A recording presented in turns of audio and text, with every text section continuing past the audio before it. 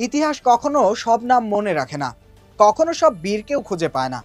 অথচ যাদের রক্তে লেখা হয় বিজয়, অথচ যাদের অস্তিত্বই থাকে অচেনা, আজ পর্দায় ফিরছে সেই আড়ালের যোদ্ধারা, যাদের গল্প নেই কোনো বইয়ে, যাদের শুধু বাতাস চেনে, সীমান্ত জানে, কিন্তু আমরা জানতাম না। ধুরন্ধর নামহীন সেই নায়কদেরই গল্প।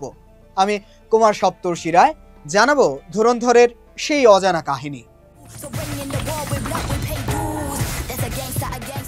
মুক্তির পর থেকেই বেশ আলোচনায় ধুরন্ধর সিনেমার ট্রেলার।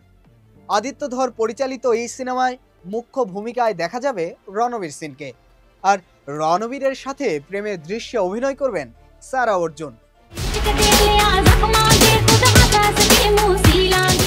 অনেকেই বলছেন এটিই হতে চলেছে রণবীরের ক্যারিয়ারের সবচেয়ে দীর্ঘ ছবি।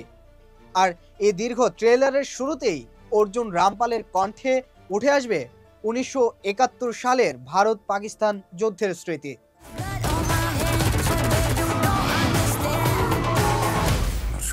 তবে সিনেমার নাম ভূমিকায় ধুরন্ধর আসলে কে তা গোপনই রেখেছেন নির্মাতা।